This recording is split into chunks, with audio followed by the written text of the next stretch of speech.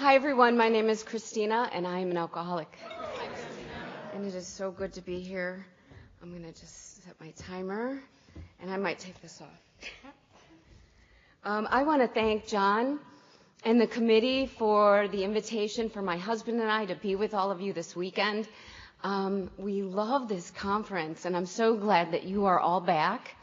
And we love your AA. We love Canadian AA, you guys.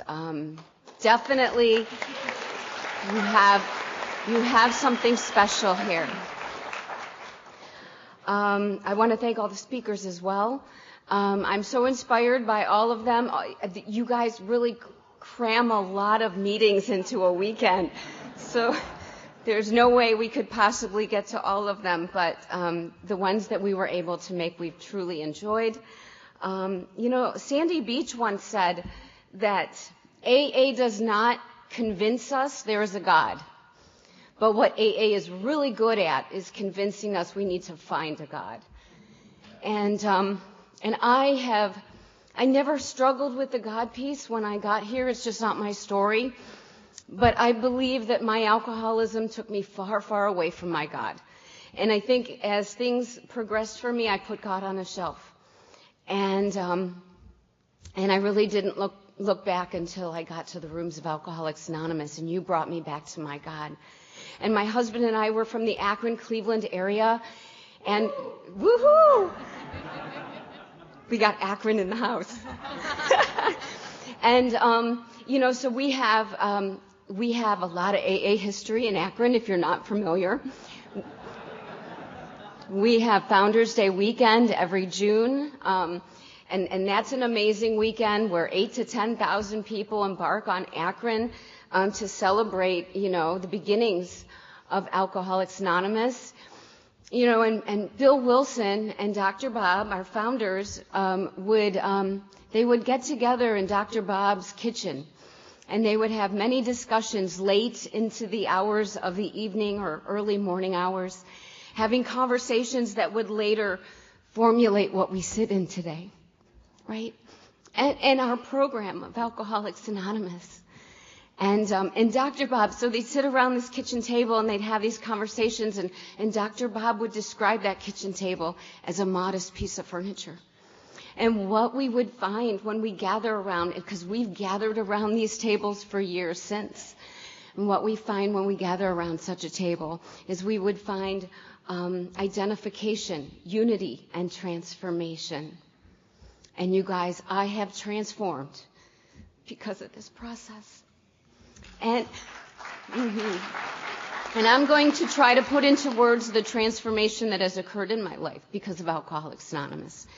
And I'm going to fall short because I don't believe words really truly do this thing justice. But I'm going to do the best that I can. Because words are all we have, and I love our stories, you guys. We have beautiful stories, what we were like, what happened, and what we're like today. And I specifically love the what happened, where desperation meets that hope. I want to tell you that I get to do this deal in Alcoholics Anonymous, where I get to wake up to another day sobriety just like I did this morning in Toronto, Canada, to a life beyond my wildest dreams, you guys, and a life that I don't deserve. And I'm so very grateful. I get to be a mother, a daughter, a sister, a wife. I'm an auntie today. I am a productive and useful member of my community. I pay my taxes. I have good credit. And I get along with people today. No longer am I a nuisance to society, and I am a member of Alcoholics Anonymous in good standing. Thank you, AA. My sobriety date is June 19th, 1993. My home group is Pockets of Enthusiasm. We meet on Thursday evenings at 7:30 in a little community called Brecksville. We're about 20 minutes south of Cleveland and about 25 minutes north of Akron. So if you're ever in the Akron-Cleveland area on a Thursday night, come visit. We'd love to have you. My sponsor her name's Pat Y, and she's been my sponsor for probably 3 years, a little over. my longtime sponsor was Beth Gordon, which I know that many of the longtimers here in this community remember her because she was very active and she spent time up here with you. And Beth Gordon, she passed away right before COVID hit with 48 years of continuous sobriety. And so I grew up in Alcoholics Anonymous with the old timers. And I love our old timers. So if you're new in Alcoholics Anonymous, find your old timers, And Founders Day weekend is in June, and some years back, I was attending, and it was the Sunday morning meeting. It just had wrapped up, and I had gone over to Dr. Bob's house because my husband volunteers over there, and he was still very busy with his responsibilities in the business house, so I walked next door to Dr. Bob's, and I walked into the living room. And in that living room, there was an old-timer. And he was talking to just a couple guys, and it just so happened that old-timer was the longest-standing member of the Sobriety Countdown for Founders Day that weekend. And you guys, he had 67 years of sobriety. And people were filing in after the conference to see the house, because that's what people do when they come down to Akron, and they didn't realize they're coming to see the house and the history and the magic that happens there, but they quickly realized what they walk into in that living room. And that old timer was regaling us with story after story of what it was like when he got here to Alcoholics Anonymous. He knew many of the early founding members. He knew Bill Wilson. He knew Dr. Bob, And people begin to gather around this old-timer as he's sharing his stories. And I think after 2 hours, I was sitting at that old-timer's feet as he sat on the couch in that living room, and we're sitting there listening. And after a while, we all got to thinking, 67 years is a long time to stay sober. So we asked that old-timer how old he was. And he said he didn't know really how old he was. He had no idea, but he told us another story about how back in the day, his mother may have been a little vain, he said, and people were private, and she didn't want people to know how old she was, so she didn't tell him how old he was. He didn't seem to mind. And so when we asked him what Social Security goes by, he said 105. And why I like to share that story is this. That old-timer, he's from Santa Barbara, California. He's 105 years old. He's 67 years sober. And he's not sitting at home watching TV. He is sitting in Akron, Ohio, talking to a bunch of drunks. You guys, he's still giving it away. He's still giving it away. And that's a powerful message for this alcoholic. There was an old-timer here from your area named Frankie O. And I loved Frankie. He was a dear friend, I'm sure, to all. And I loved him dearly. And probably about 7 years ago, it was right before your conference, I had gotten word that he had passed away, and my heart broke. And I called my grand sponsor at the time, and she had 58 years of sobriety at the time. And I said, Pat, we're losing our old timers. And she's 58 years sober. She's lost all her old timers, but these are mine. And I said, Pat, we're losing our old timers. And she said, Christina, it's time. It's time that we pass the baton on to the next generation. And guess what? It's your turn. And I was expressing my hesitation on such a task, and she just chuckled as she does, and she says, don't worry. All the instructions are already written out for you. Right? And thank God for a good sponsorship, because I can complicate something so simple. So I love our old timers, you guys. I want to welcome the newcomer here to Alcoholics Anonymous. And if you're new, buckle up. And another thing, just stay here. Just stay until you hear your message of hope, and then keep coming back. And I always like to talk about identification when I take the podium, because identification is extremely important here in Alcoholics Anonymous. When I got here, I didn't understand this concept to identify, and I would sit among you, and I would listen for all the differences, none of the similarities. And I almost compared myself right out of the rooms. And the spirit of identification is the crux of this beautiful program and fellowship. because we come from different walks of life. We come from different, cultural backgrounds, educational backgrounds, financial backgrounds. And we all bring to the table in Alcoholics Anonymous such diversity and experience. So as I stand up here and share my story with you and talk about my trouble may not look like your trouble. My trouble may not look like Laura's trouble. But trouble doesn't identify me as an alcoholic. Trouble is just a byproduct of drinking behavior. What makes me an alcoholic is I have this allergy of body, this obsession of mind, and I cannot safely predict what's going to happen when I put alcohol into my body. All bets are off, and one is never enough. So it took me a while to figure out, thank you, that when I sit among you in a room filled with Alcoholics Anonymous folks, right, and I'm listening to somebody share their story, that I want to listen. I want to listen for the message, not so much identify with the messenger. And I want to listen for 4 things. I want to listen for how we drank, how we lived, how we thought, and how we felt. Those 4 things are identification. And really they're the beginning of hope for us here when we get here. And we absolutely must identify to stay here. I also want to, if you're sitting in this room right now and you're wondering if Alcoholics Anonymous is going to work for you, I want to tell you that it works, and it works well.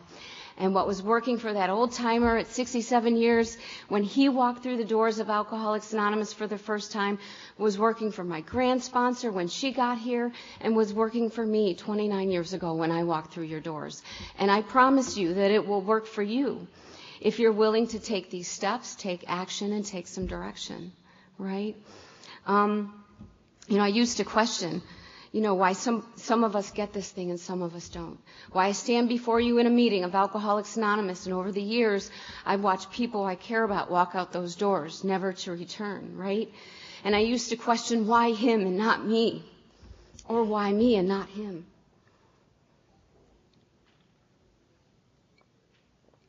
But over time, I understand now that those questions and those answers, they're just none of my business. They're really God's business. And that in my humanity, I'm not capable of understanding, the answers to those questions.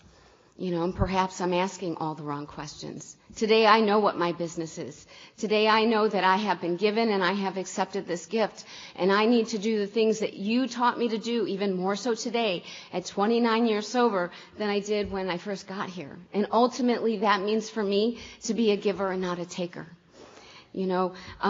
This beautiful gift we get. I get this beautiful gift in this beautiful box. It's wrapped up in beautiful paper. And as I'm unwrapping this beautiful gift that I get from my higher power, I'm imagining that it's going to be gorgeous. And I'm going to put it up on a shelf in my living room. I'm going to put it on the mantle in my living room, maybe for my guests to see and admire and look at, And when I open up the box of this gift, I don't see something beautiful. I get dirty, grungy work boots, right?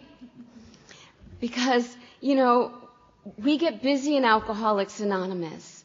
We don't put our sobriety on a shelf to look at, to admire. We get to work, and we put on these work boots. And I find God in the trenches of Alcoholics Anonymous. My parents they still are great parents. They taught us morals and values, me and my younger sister, and somewhere around 4 years of age, they sat us down and told us they were getting a divorce. And I remember watching my dad walk out the door that day. And for the first time in my little life, I experienced fear and uncertainty. And that uncertainty and fear would become the backdrop of delusional thinking and skewed perspective that would drive my thoughts, my actions, and my drinking. In Bill's story, he talks about impending calamity. And I understand impending calamity. I was always afraid of that other shoe falling and what was around that next corner. If things were good, I knew they were going to turn bad. And if things were bad, they were just going to get worse. But woven beautifully within the instructions of our steps, it says, he enables us to match calamity with serenity. And today I know where that solution, my solution lies, in the big book of Alcoholics Anonymous. You know, my dad was a big drinker. Shortly after he left home that day, he was in a car accident, and he had been drinking, and he wrapped his car around a telephone pole and nearly died. And when my mother told me, I don't know if it was that night or the next morning, but she told me what had happened to my father, and I remember swearing that I would never be like that. How could someone I loved so much, someone whom I knew loved me, could go out and do something like that? And I swore I'd never be like that.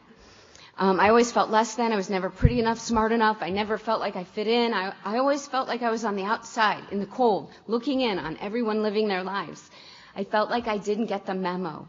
You know, the memo that would tell you how to be, act, and talk with others. My tongue would get thick. My thoughts wouldn't come. And my peers would seamlessly maneuver through childhood and adolescence with ease and comfort, while I, on the other hand, would feel ill at ease, awkward, and uncomfortable in my own skin.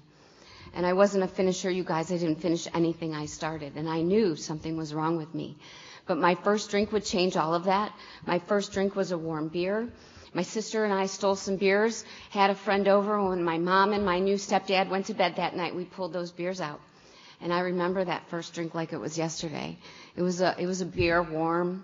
You know, it's been sitting under the couch for a while, and I remember, I chugged that down. I choked it down, and I didn't like the taste much, but I recall that warm, glowing feeling that I had thereafter. That feeling would start to radiate down to my fingertips and toes, and then it went up to my head. And all of a sudden, I was enough. I was pretty enough. My tongue was no longer thick. I could talk to you. My thoughts were coming. And the best part was that I wasn't uptight. I could laugh at your jokes, and I found magic that night. And things just started to happen. You know, I started to get into trouble because I would chase that. And I think hindsight is 20/20 in Alcoholics Anonymous. I didn't see I was getting into the trouble that I was getting into. It was like, Mom, get off my case. We were just all doing the same things. I lived with my dad my senior year. I'm doing a lot of drinking. And my dad would let me have the car on the weekends as long as I drop him off at the bar. And the bars that he would frequent would be on Brook Park Road. And there was a bunch of, it was particularly seedy in this area that he would frequent, and consisting of dark, dank dives and gentlemen clubs, you know, and I'd drop him off at one of these dives, and I'd head off and have the car and the party, and most of the time I'd pick him up because my drinking hadn't progressed to the point, to that point yet. And I picked him up one night. I walk into this little joint, and there's a gentleman at the bar drinking the last drink of the night, and he probably wasn't a gentleman. And there was a couple on the dance floor dancing the last dance of the night, and my dad was over here in that corner of that bar. And he had his back against the wall. He was sitting at a round table. He had his hand cupped around that glass and his eyes lost in that drink. And it took me a long time to figure out what it was about that moment that seared in my memory. And today I know that's the moment that I knew that alcohol had my dad. And once again, I swore I would never be like that. Little did I know I was already well on my way in my own alcoholism. And my father was an alumni of Ohio University down in southern Ohio, and he was the first in our family to go to school and graduate, and he thought it would be quite fitting for his oldest daughter to follow in his footsteps. So all the plans were made. And my senior year, like I said, I was doing a lot of partying, and I didn't earn the necessary credits to walk the stage, to make that milestone. And my thinking at the time was, so what? I'm not hurting anyone. But today I know that's not true. Today I know that I robbed my parents of the right, that privilege to watch their oldest daughter make that milestone, right? That rite of passage. And I was able to scrounge up those credits in summer school, and I walked into an empty high school unceremoniously and picked up my high school diploma. And off to school I went. And I want you to know that Ohio University is a nationally ranked prep school for membership in Alcoholics Anonymous. I had arrived. All the bars were in walking distance, and my parents were 5 hours away, and so the party was on. And I saw that they were auditioning for the School of Dance. I had to declare a major, and I loved dance. I danced in high school. I was on the kick line, and in the dance company, but I had no formal training. And I thought I'd give this audition a whirl. And they put me in a technique class of which I had none. And I bombed that first audition, but they offered me another opportunity, and they put me in a choreography class of which I happened to excel.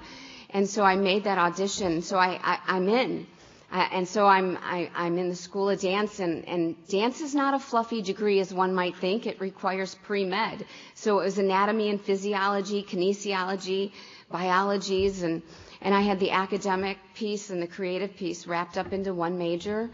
And I found my passion, you guys, and I thought I found my future. But my alcoholism was going to take me in another direction, and I really ended up practicing my craft on the dance floor with a drink in my hand.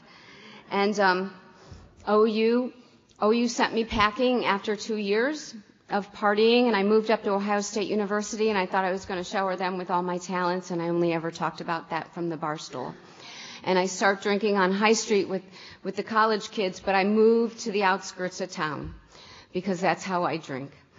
And women were the enemy. I didn't get along with women. I didn't have friendships with women. I didn't trust you. It wouldn't be till I got to the rooms of Alcoholics Anonymous that I would understand and know about friendship, true friendship. But there was this one woman, her name was Cherokee, and I just recently found out that was her real name. I thought it was an alias. And she ran a traveling dance group, and she knew I studied dance, if that's what you want to call it, and she wanted me to come join her girls. And Cherokee and the girls would frequent these dark, dank dives and gentlemen clubs, and the women would take off their clothes. And my thinking at the time was this kind of dancing is beneath me because I'm a real dancer, right? But, truth be told, we lower our bar and lower our bar. We cross those lines and we seek lower companions. And I would later sell out all my morals and values for the drink. And towards the end of my drinking, I'll end up on Brook Park Road at all those dark, dank dives and gentlemen clubs. I didn't share these thoughts with Cherokee, and I rode that wave as long as I could. I'm the queen of geographical cures. I could do a geographic without even going anywhere. I could do things like try to join Big Brothers and Big Sisters, and I had an interview for that organization, and that went real well because I can sell myself pretty well. And then they wanted to see my apartment, which was a mess, I'm not a finisher. I go and clean up that apartment about 75%, and I throw all the crap in my bedroom, thinking they're not going to want to see my bedroom. They did. And thank God for the little girls, I did not become a big sister. I did things like I tried to join the church in the Columbus Diocese. Mother Superior did not find me a good match for the church. I did successfully join the Army, though. They took me, and I did. And as a direct result of my drinking, I was discharged from the Army, and I really was living on the streets of Cleveland at this point. And the progression of my disease was starting to interfere with everything, every part of my life. And I'm living in my car with my collie Shepherd, and it's the middle of winter, and we curl up in the back seat and try to stay warm at night. And then in the morning, we'd hop out of that vehicle. I'd let that poor dog out of his prison, and I'd brush all that fur off, and I'd sneak into bathrooms in restaurants and try to take a bird bath in the sink. And I would hope and pray you wouldn't see me, because at this point that I just had so much shame and remorse, you guys. And I would move my car from street to street, neighborhood to neighborhood, because I didn't want you to know how I was living or that I was homeless. And I end up on a dead-end street. I got my dog in the back seat. I got a six-pack, and I'm drinking, and it's a dead-end street into a brick building, and I'm trying to figure out how fast I need to plow that car into that wall and not survive. And obviously, I did not attempt that, and I ended up at another bar on Brook Park Road, and it was a hotel bar, and it was ladies' night. And I remember walking in and doing what I do, and I see two guys from high school. These were nice guys, and I didn't hang out with nice guys. And they found out I was living on the streets practically, and the one gentleman invited me to stay with him and his family, which consisted of his mom and his dad, his sister and her whole family, her kids. And they welcomed me with open arms. They had this dynamic about them that I absolutely loved. And I always wanted, this happy family. I always thought my family needed to do something different, be something different. And today I know that's not true. But I would treat my family terrible and hurt my mother when I would say horrible things to her, like, why can't you be more like Julie Kitchen's mom? And rip her heart out. And today I know the truth is my family is beautiful. And they've always given me everything. The problem was never my family. The problem is always Christina. And so we're sitting at dinner one night at this family's, this young man and his whole family were having, dinner. And my drinking becomes a topic of discussion. And here I find myself in an Alcoholics Anonymous household. Because the young man's father, he was a member of Alcoholics Anonymous with about 4 years sobriety. And he took me to my very first meeting. It was on Triscuit Avenue in Cleveland. And I remember two things about that meeting. I remember that it was really smoky. You can cut the room in half when I walked down into that basement. And I remember you guys were real happy. On the back of that, I don't remember anything much more. I did go to another meeting the next night. It was the West Clifton group. It was on Friday night. It was a 9 o'clock meeting, and I walked in. It was 300 large, and I walked in late, and I sat in the back, and I'm getting ready to hightail it out of there early, and a young man's walking towards me, and he has a look on his face like he knows who I am, and I have no idea who he is. And here he thought I was my sister, who spent a year in Alcoholics Anonymous because her and I were drinking and partying in Mexico, and she was still a minor, and I was an adult, and she got in big trouble. And spent a year in Alcoholics Anonymous, and he thought I was her. And he was real handsome, you guys. He had this dark hair and dark eyes, and I took a hostage. And the long and short of that story is that we had this crazy, violent relationship, and we had 2 beautiful children together. And those 2 meetings would be the last 2 meetings I would frequent for a while. And in 1992, he came home. He had 9 years of sobriety. Loved Alcoholics Anonymous. He came home with a bottle of champagne in his hand, and he said, honey, I think I was just too young. I think I could drink safely again. And I didn't know anything about you guys. I didn't know about Alcoholics Anonymous. I didn't know about alcoholism. But I knew this. I knew that he was in trouble. But I do what I do. And he popped open that bottle of champagne, and we drank it together. And my alcoholism just continued off in this direction. And his alcoholism picked up right where he left off 9 years prior. And he went off in this direction, and we didn't really cross paths much. And my alcoholism took me to dark places, you guys, doing dark things with dark people. I burned bridges, I hurt my loved ones, and I emotionally and darn near physically abandoned my 2 children. And the type of mother that I was when I finally got to you was this. I would come to at 3 o'clock in the afternoon, hungover, sick, not in a real good place to be a good mom. And my babies would be hungry for breakfast, for their mother's love and attention. And I was incapable of all of the above. And I would, and they would be locked in their cribs with their diapers just hanging off their bodies, And I would leave them in situations that were really bad, just to get to the drink because I didn't want to be like my dad. And I remember leaving them in bad situations with people who were not in good shape just to get to the drink. And I love my children more than anything in the world, and I want you guys to know that. And I would have this battle going on in my head as I'm dropping them off somewhere. I'd have this battle between the drink and my babies. And you know who won that battle and you know who lost. And my children would lose every single time.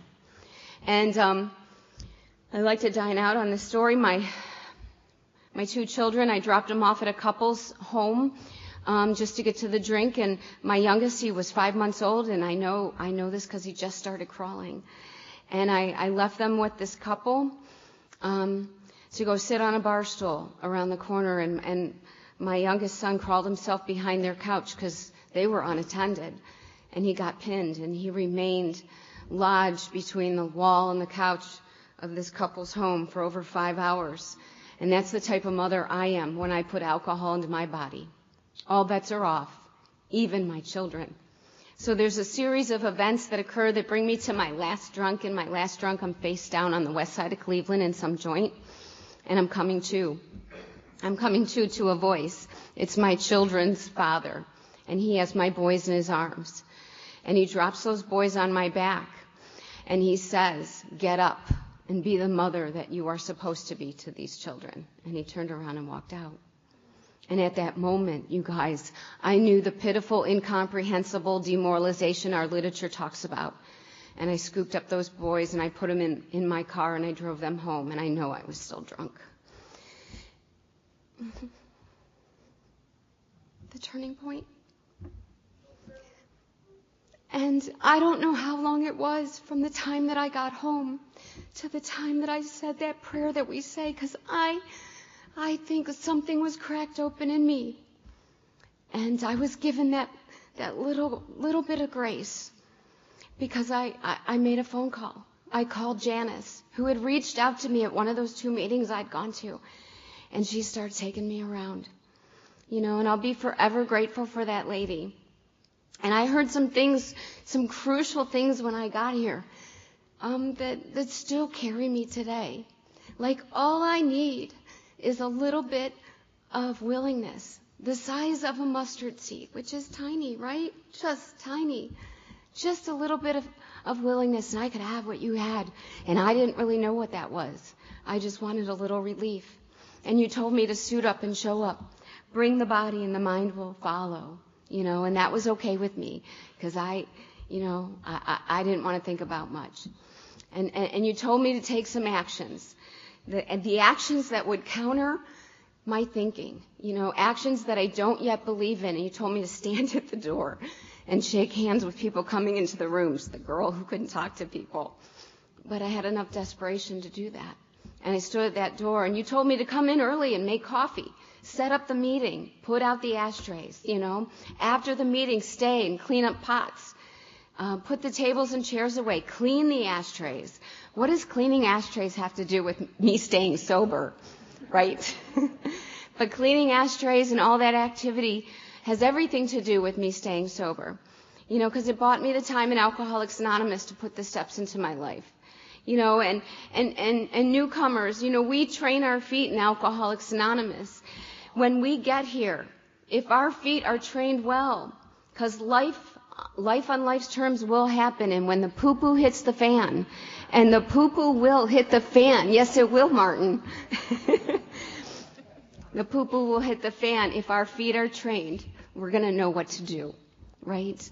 So we take that action, and I started to get busy, and an old-timer pulled me aside, and he said, "Christina, if you want to learn something about sobriety here in Alcoholics Anonymous, you need to be teachable and childlike." And so I got a sponsor, and I got a home group, and I started to get plugged in. And I started hanging out with these young people. And they started carting me around to meetings, and they invited me to a conference. And I remember being in the back seat of this very packed car, and we're all drinking coffee, and I just recall my mood was lighter than it had been in a long time. And then somebody popped a cassette into the player, and a woman started sharing her story. And she started talking about those dark places that I had been and those dark things that I had done. And then she talked about feeling dirtier on the inside than she did on the outside. And no matter how many showers that she took, how much soap she used, she couldn't get cleaner on the inside. And for the first time in my experience in Alcoholics Anonymous, I heard somebody put to words how I felt. You guys, I identified. And then she talked about taking these steps, and as the result of these steps, she had a spiritual awakening, and then many, many more to come. And as a result of that, she today feels cleaner on the inside than she does on the outside. And I didn't know what you had when I got here, but when she said that, I knew exactly what you had, and I wanted it. And it was get me busy. And then I think I was in the process, I think I was doing some amends, doing my 9th step, and I was whining to an old-timer. And if you're new in Alcoholics Anonymous, I don't recommend that. I was whining to this old-timer, and she stopped me, because I was whining about my childhood, you guys, and she stopped me dead in my tracks, and she said, "Christina, when normal people turn 18, they begin this process of growing up and taking responsibility. And when we come to Alcoholics Anonymous, we are well overdue. And it's time. And I was pretty sore at that old timer for a while. But she was exactly right. Because what she was telling me was not that I'm responsible for what happened to me as a child. No, she was telling me that I am responsible today for how I feel, how I think, my reaction to and my actions about anything that has ever happened to me from today all the way back. And what a freedom that is. What a freedom that is. God, I sat among you in the rooms of Alcoholics Anonymous, in the beginnings, and I would start to feel that comfort, being among my own, I guess, right? And then pretty soon I would be on my way to the meeting, and I'd have that comfort in anticipation of sitting among you. And then pretty soon I would feel that after the meetings and then between meetings, and I started to get well. I want to tell you a little bit about Rick, my children's father. He was a Pied Piper in Alcoholics Anonymous. He loved AA. He started meetings on the west side of Cleveland, and he'd give his shirt off his back for any one of us sitting in this room. But he became very sick from the drink. Like I said, he picked up the drink at 9 years of sobriety, and he became a wet brain. And he did make it back into the rooms, and I just want to paint that picture for you, because he'd walk through the doors, and you guys, his pants would be around his ankles, and he'd have no idea. And the men in Alcoholics Anonymous, you went to his aid, and you scooped him up, got him situated, and you brought him in, and you guys all would welcome him and talk to him. You brought him coffee, and you made him feel welcome, because we don't shoot our wounded here. And I'll be forever grateful,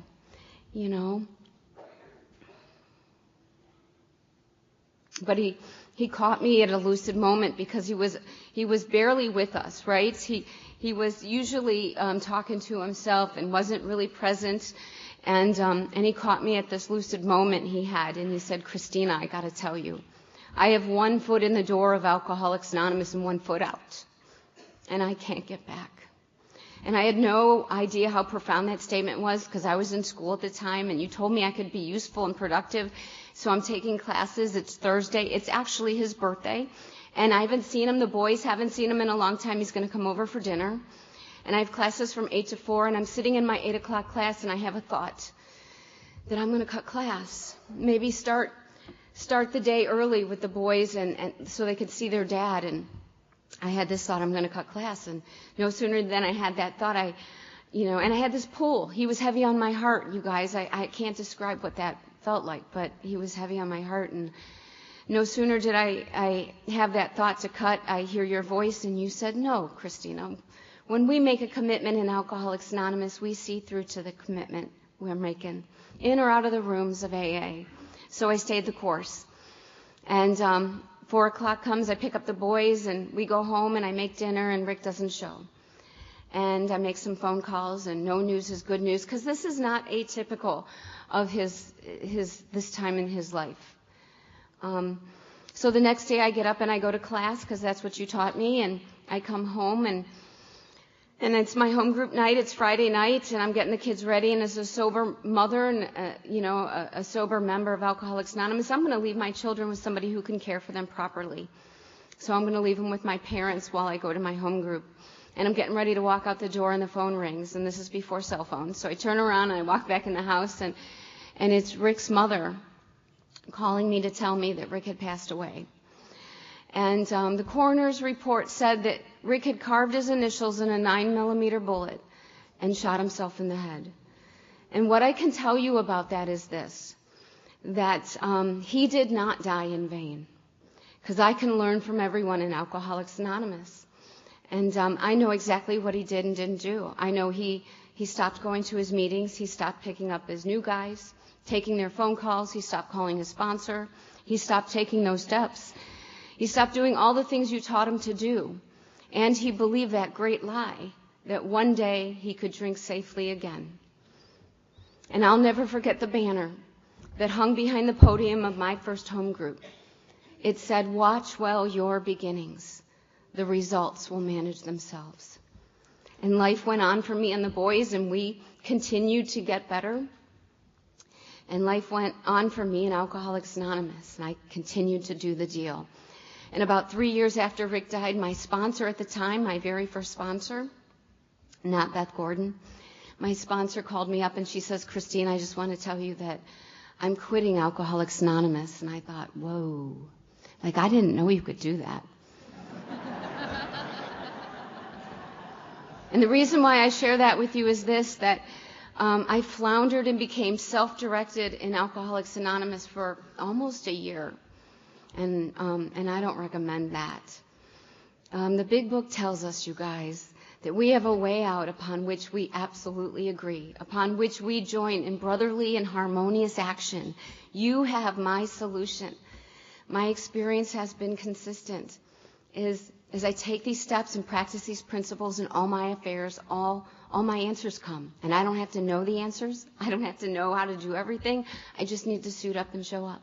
Have a little bit of willingness, you know. And on that note of willingness, in Akron we have this literature. They're called the Golden Books. They're not AA approved literature. They're Akron AA beloved literature, though. And Father John Doe wrote these books. His name was Ralph Fow. He was the first priest in Alcoholics Anonymous, I believe, and he was good with his words, and he wrote them down. And there's this one book that he wrote. They're little tiny, skinny little pamphlet-like books, and one is called Sanctity. And when I think of the word sanctity, I think of sainthood, right? And we are no saints, and I am no saint. And but what Father John Doe goes on to say in this book is that sanctity is really about having God's approval. And how we get God's approval is through willingness. That's simple. Through willingness. And so all I need to do is suit up and show up. Have a little willingness, and God meets me where I'm at, and he takes over. And the best part about that is that I don't have to be invested in the outcome. It's none of my business. You know, I want to tell you a little bit about my boys. They grew up in Alcoholics Anonymous. They're 30 and 32. And, you know, when they were little and I was new, my kids would have a lot of behavioral problems. They ran around the rooms, and the women in Alcoholics Anonymous told me this was normal for newcomer women. And as I stayed sober and got well, they would also improve. And this did not happen in my case. It happens for most men and women who bring children into sobriety here. It didn't happen for me. Let me tell you why. My children would be diagnosed with a serious illness. There is no cure, just treatment. And I was devastated.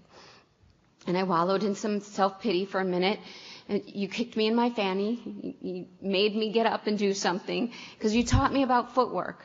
You know, and so I started researching about my kids' illnesses, and first it was layperson's information, and it turned into medical journals.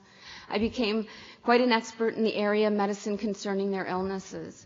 And just like when I got here, you taught me to stand at the door and welcome people coming in. The girl who couldn't talk to people, you told me I needed to go and welcome people to talk to people. And when I walk into a room of Alcoholics Anonymous and there are members already in attendance, that I need to come up to you and introduce myself, to shake your hand.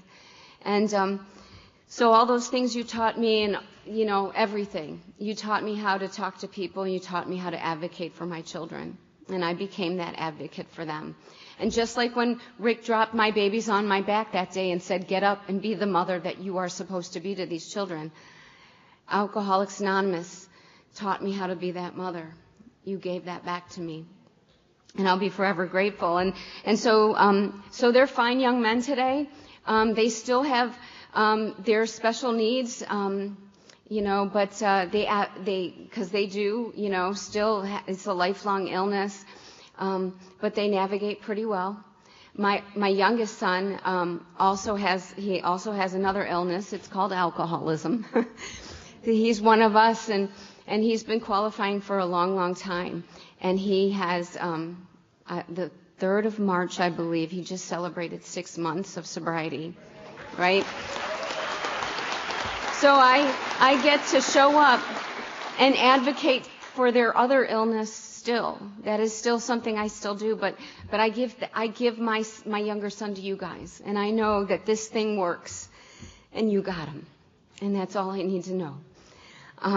I married my husband in Alcoholics Anonymous. One of the things that I loved about him was his enthusiasm for this thing. and we do this deal together, and I love it. But I thought when I got sober, I was going to get the white picket fence, the happily ever after. But that is not what Alcoholics Anonymous promises us. But we're given a set of spiritual tools sufficient for anything that I have had to experience, life on life's terms, the poo-poo. It's been sufficient for those, even more importantly, for those who have gone before me, dealing with life on life's terms. And, I got a job at when they were little, at their special school, and I was the lunch lady. And it was wonderful. I got to work there for about a year. But after about a year, the staff approached me and they wanted me to interview for a new job that they were opening up. They wanted me to work firsthand with all these kids who had brain traumas and, mental illness and, drug and alcohol involvement and autism, all these things. It ran the gamut. And I interviewed and got the job. And I believe when they offered me the job, they saw you, Alcoholics Anonymous, and me. And, and just like, I wasn't able to walk the stage in high school and kind of robbed my parents of that. In 2012, after one class at a time, one day at a time, 1 year at a time, one test at a time, after 20 years, I was able to accept my diploma, walk the stage at Cleveland State University with my mom and my dad and my husband in attendance. Thank you, Alcoholics Anonymous. And after working 21 years in the mental health field, working with these kids, I felt God was pulling me in another direction. My last few years there, I did receive and was honored to receive the Teacher Counselor of the Year award. And then, like I said, I was just ready to move on to something else, and I gave up my laptop and my medical journals for a hard hat and steel-toe boots. And today I'm a millwright in the steel mills in Cleveland. And if you don't know what a millwright is, right? And if you don't know what a millwright is, it's like a mechanic who works on heavy machinery in big industry. Yeah, and I can burn and weld, and I cannot carry a 2-ton chainfall up a ladder. Maybe there's things I can't do, but I can go set that job up, and I can drive a bobcat and a lull, and I can set the job up, and like I said, do what you guys taught me to do. Be teachable and show up, and I love it. I love it, you guys. And so if you're new, anything's possible in Alcoholics Anonymous. You may not want to be a millwright, but anything is possible. I want to tell you about my God. I didn't struggle, like I said, with the God piece. You just brought me back to my God. From that very first prayer that I said, that God help me prayer, to all the coincidences that turned into God moments, then the surrenders, the big ones and the small ones, and all the awakenings, because those continue, thank God. I was able to reestablish that relationship with my higher power. And when I'm connected to my God, I'm connected to you and my fellows through love, service, and action. And that goes the other way around, too. It's 10, 11, and 12. And I find God in 12 just as much as I find God in 11, you guys. What else do I want to tell you? Oh, God. And I finally realized that I had undergone that profound alteration in my reaction to life. And you guys, we experience this thing in Alcoholics Anonymous. AA is experiential.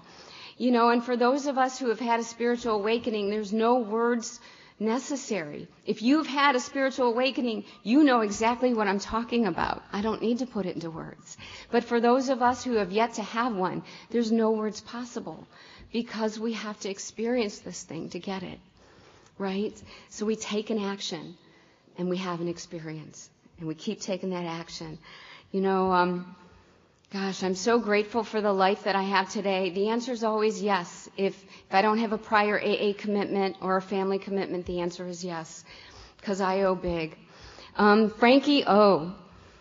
used to talk about, when he would take the podium, he'd always talk about, waking up in Alcoholics Anonymous, being awake in life and being present in this very moment. And that's a powerful message for me, because I can just miss it all. Getting caught up in all the worries of yesterday or all the fears of tomorrow, or perhaps I'm, caught up in all the things I have to do on my list today, that I can just miss the moment here and now. And, it took me a long time in sobriety to figure out that I can only find God in the present moment, right here, right now, where my hands and feet are. I can't find God anywhere else. So I'm going it alone if I'm back in the future or in the past. I don't want to miss my beautiful niece as she's telling me her stories. Like the time she, was telling me about the little girl who burped up a cupcake in class. Or when she's telling me her random facts. I don't want to miss my sons when they experience joy and personal success. I don't want to miss the newcomer when they're walking in the rooms. My dear beloved sponsor, my longtime sponsor, Beth Gordon, she would talk about Alcoholics Anonymous being the greatest love story ever written and ever told. And isn't it true, you guys? From our earliest beginnings at bedside to our humble neighborhood meetings and home groups, it's one alcoholic sharing with another alcoholic that we finally come home. So I like to close with a story about a little boy who walks into Sunday church with his mom for the very first time, and he looks up at this beautiful stained glass windows and he says, "Mommy, who are those glass people?" And she says, "Why, those are the saints." And the little boy, he goes to school the next day, he's still in awe, and his teacher asks him what he did over the weekend, and he says, "I saw the saints." And his teacher asks him, "Well, who are the saints?" And the little boy replies, "The saints are the ones that let the light in." So I want to thank all of you for always being present in the moment for this alcoholic, and I want to thank Alcoholics Anonymous for my life. Thank you.